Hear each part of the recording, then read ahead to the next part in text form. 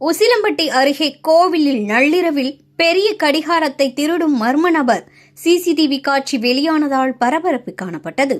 மதுரை மாவட்டம் உசிலம்பட்டி அருகே கொக்குடையான்பட்டி அருகில் தோப்பு கருப்பசாமி கோவில் வத்தலக்குண்டு உசிலம்பட்டி நெடுஞ்சாலையில் இக்கோவில் அமைந்துள்ளது.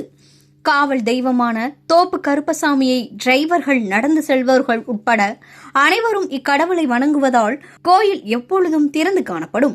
இந்நிலையில் கோவில் பூசாரி வாரம் ஒருமுறை மட்டும் கோவிலுக்கு பூஜைக்கு வருவார் என கூறப்படுகிறது.